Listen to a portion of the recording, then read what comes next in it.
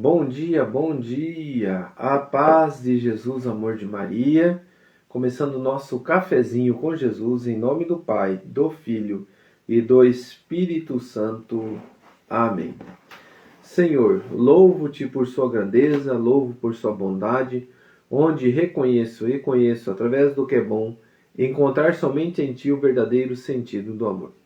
Deus meu Deus, eu te adoro, eu me entrego ao seu querer. Consagra minha vida toda, minha casa, minha família, tudo o que tenho, Senhor. Ao seu comando inclino todo o meu agir, o meu proceder. A vós, Deus meu Deus. Queridos irmãos, que a graça e a paz estejam no nosso coração, dando andamento ao nosso estudo do Catecismo da Igreja Católica.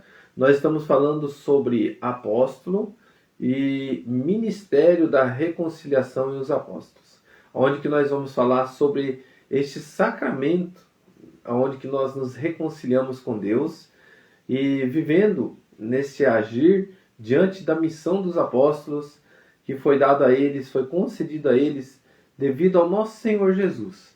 Porque o Verbo se fez carne e habitou no meio de nós, e ele, sendo humano e sendo divino, ele deu essa autoridade que primeiro passou por ele.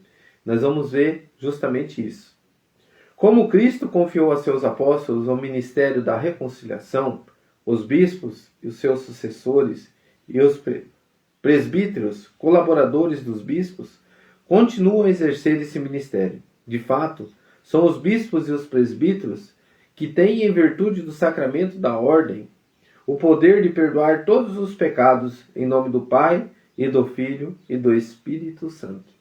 Então, irmãos, como diz o Catecismo, foi conferido aos bispos e aos seus sucessores, os presbíteros, que são os padres, a esta autoridade de perdoar os pecados.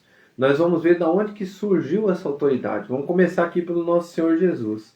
Em Marcos, capítulo 2, versículo 10, onde que Jesus foi questionado.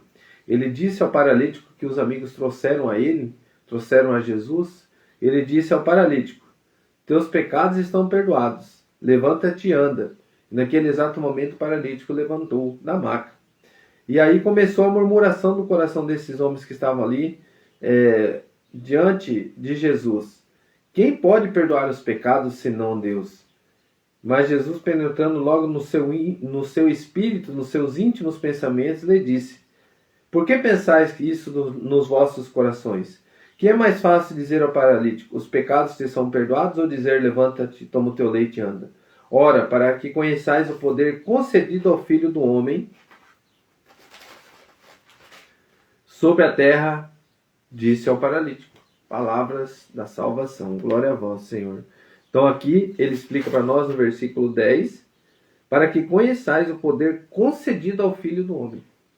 Então aqui Jesus já começa a nos direcionar a entender a missão dos discípulos.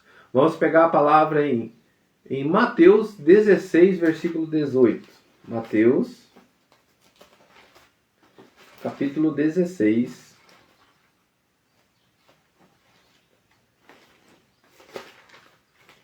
Mateus, capítulo 16, versículo 18.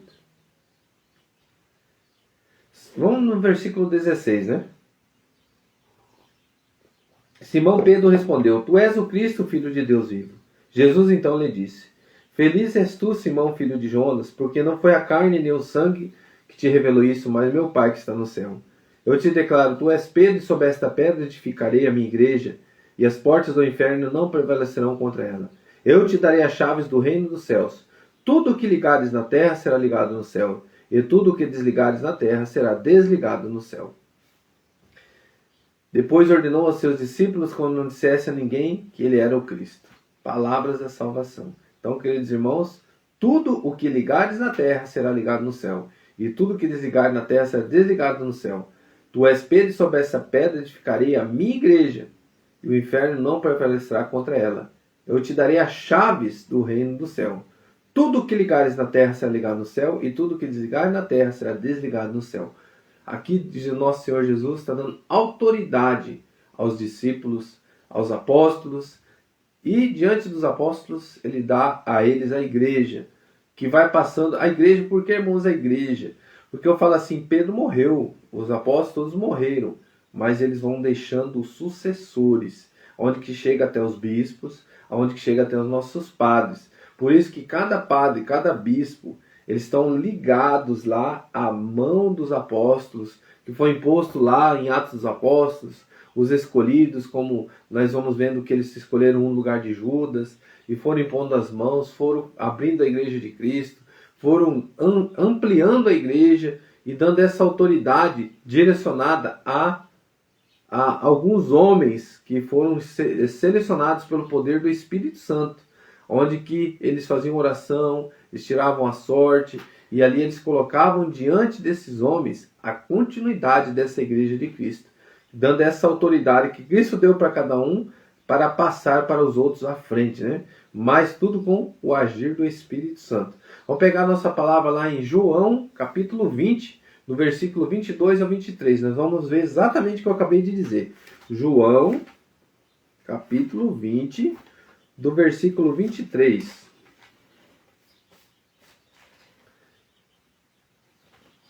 Os discípulos estavam fechados de portas no lugar onde se achavam, por medo dos judeus.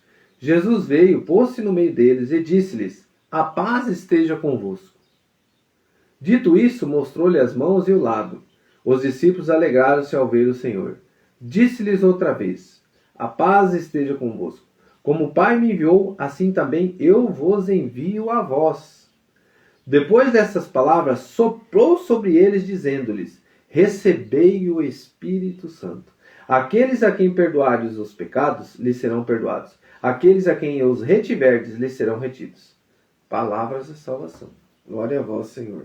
Queridos irmãos, aqui a gente finaliza essa autoridade que foi dada aos apóstolos, pelo agir do Espírito Santo, o sopro do Espírito Santo sobre os apóstolos, onde que dá a eles essa autoridade, a autoridade de perdoar os pecados, a autoridade de reter os pecados. Então, quando nós confessamos, quando nós conversamos com o sacerdote, ali nessa autoridade que foi dada a eles, eles têm esse poder, essa autoridade de perdoar os pecados ou de retê-los. De que forma? Vamos dar um exemplo de reter aqui. Você está amigado e você vai lá para confessar, mas você chega lá e fala: não, você não pode confessar. Por que você não pode confessar? Você pode ter um direcionamento espiritual agora, mas confessão não. Por quê? Porque a confissão é um momento de reconciliação com Deus, é um momento de você estar com o coração contrito, arrependido. E quando você está, por exemplo, amigado, você não está arrependido. Você vai lá porque você não vai confessar um pecado, você vai lá para conversar, porque você não vai abandonar o teu pecado. Então, quando você vai lá na confissão, é um abandono total do pecado e arrependimento. Eu quero mudança no meu coração e eu me arrependo. Eu quero me unir a Ti, Senhor. Eu quero me reconciliar. Me perdoa porque eu pequei contra Ti. Eu ofendi o Senhor e eu estou totalmente arrependido. E ali no momento você entrega ali diante de Deus o teu arrependimento e renuncia ao pecado e diz para o Senhor: eu sou teu. Então, queridos irmãos, ali nós somos lavados e purificados e amados por Deus. Que Deus abençoe o coração de cada um e tomara que cada ensinamento que tem aqui a gente possa adentrar nesse agir de Deus diante dos apóstolos, diante da igreja de Cristo. Que nós saibamos discernir o porquê que Cristo deixa a igreja, o porquê que Cristo deixou os apóstolos e porquê que Cristo deixou essa autoridade deixada a cada um. Para que cada um de nós não tenha dúvida da presença viva de Jesus ainda no meio de nós. E Ele ainda está curando, Ele está libertando e Ele está nos perdoando e nos lavando de todo o pecado vivo na sua igreja. E junto no meio de nós, no nosso coração, nas nossas famílias, saibamos acolher o Senhor com discernimento. Pai nosso que estais no céu, santificado seja o vosso nome. Venha a nós o vosso reino, seja feita a vossa vontade, assim na terra como no céu. O pão nosso de cada dia nos dai hoje. Perdoai as nossas ofensas, assim como nós perdoamos a quem nos tem ofendido. E não nos deixeis cair em tentação, mas livrai-nos do mal. Amém. Louvado seja nosso Senhor Jesus Cristo, para sempre seja louvado. Em nome do Pai, do Filho e do Espírito Santo. Amém. Grande abraço, irmãos. Que Deus abençoe.